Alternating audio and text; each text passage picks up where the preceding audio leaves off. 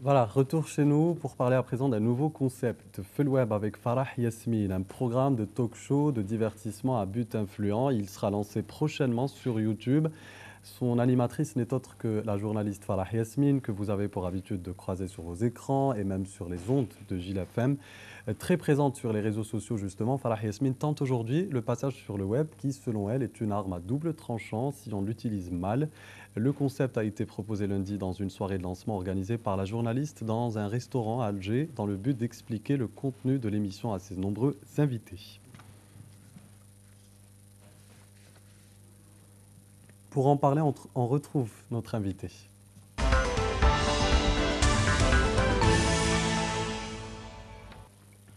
Bonsoir Farah Yasmine.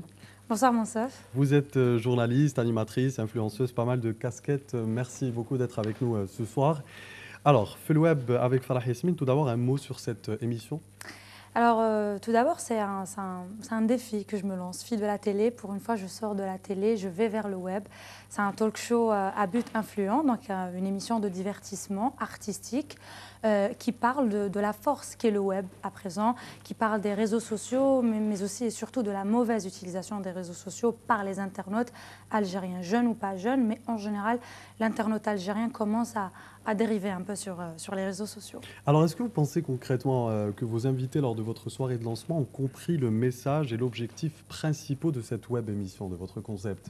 Bah, écoutez, vous étiez présent pour la soirée de lancement. Moi, j'ai essayé d'inviter un peu les gens du domaine, les amis, les confrères et consoeurs, pour lancer et quelque part et signer mon retour. Parce que j'avais pris une pause de 2 saisons.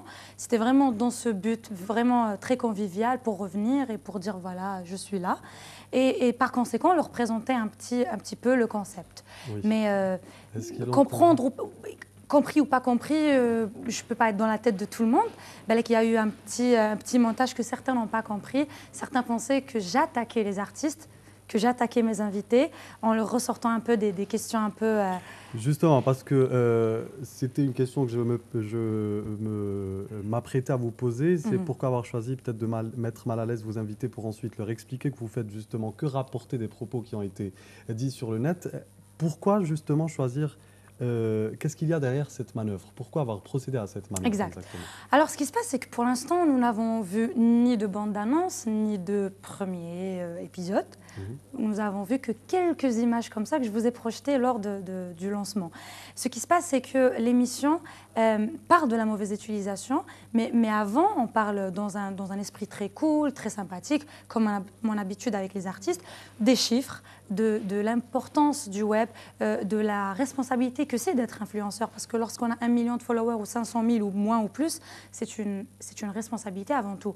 Influer sur les jeunes ou pas, c'est vraiment une grande responsabilité, je disais. Donc, nous parlerons de tout ça dans un esprit et dans un rythme très convivial.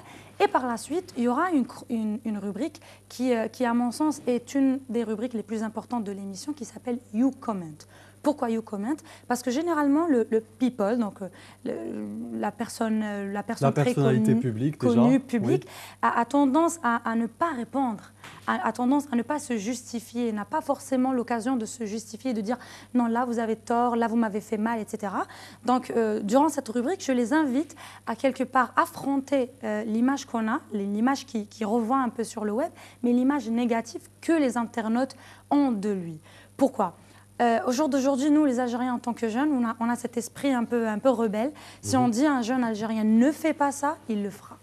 C'est contradictoire, c'est l'esprit contradictoire de l'Algérien. Donc, à travers cette rubrique, j'essaye de détourner, de contourner un peu la question et l'idée, et de prouver à l'internaute à quel point ce qu'il fait sur le web, ou plutôt ce qu'il écrit sur le web, peut faire mal à l'artiste.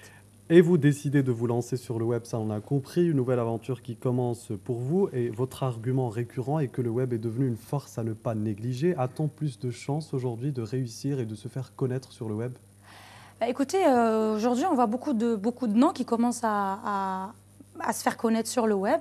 J'entends par là les youtubeurs, blogueurs, artistes, chanteurs.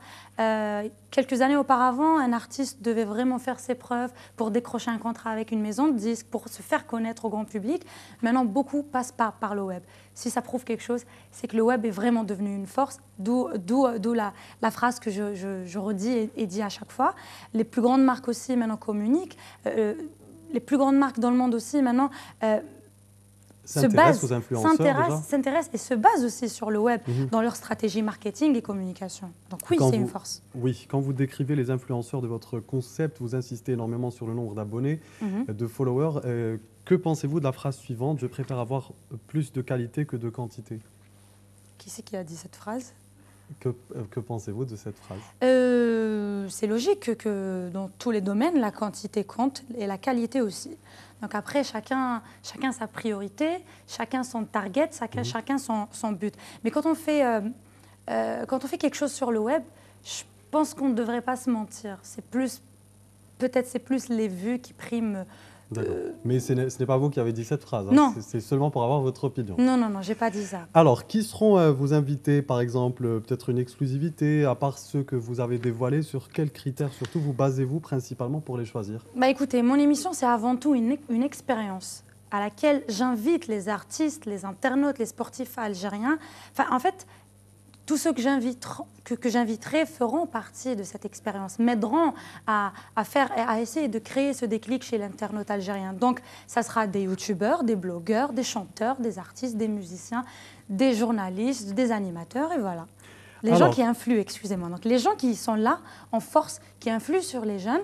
Et voilà, on va juste parler de leur expérience, à quel point nous commençons à utiliser les réseaux sociaux à tort et à travers.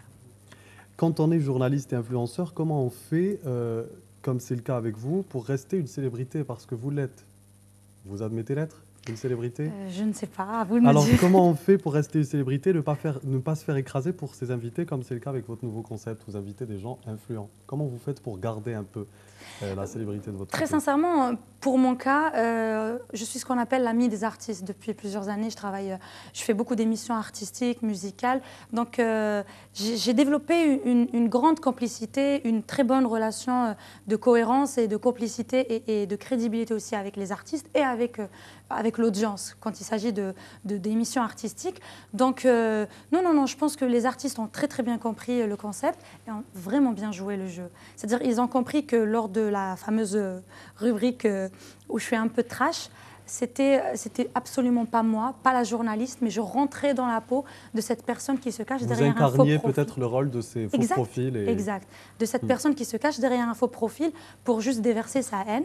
Et je crois savoir que vous avez même reçu sur ce même plateau une des youtubeuses phares algériennes qui a sur ce même plateau parlé de ce phénomène blessant qui est la mauvaise utilisation. Chéline Boutella, mademoiselle, oui. Exactement. Alors, pour résumer brièvement, un des objectifs de votre web émission, concernant Farah Yasmine, quelle place voudrait occuper Farah Yasmine dans ce monde? Est-ce que vous souhaiteriez être peut-être la porte-parole des célébrités algériennes, éradiquer le fléau des commentaires haineux? Quelle serait l'étape, ou plutôt quelle serait la suite idéale?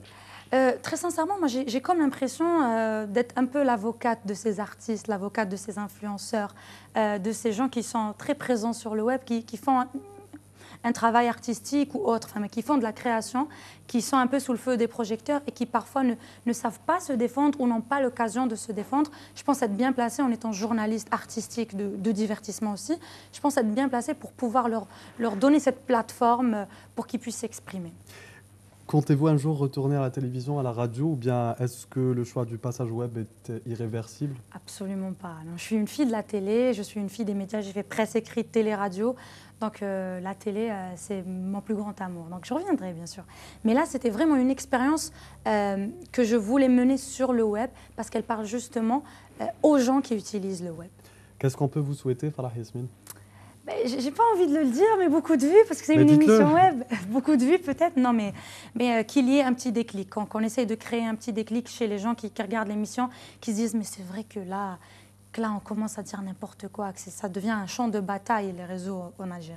Merci beaucoup, Farah Yasmine, d'avoir répondu à nos questions. Je rappelle que vous êtes journaliste, animatrice, influenceuse. C'est toujours un plaisir de vous recevoir.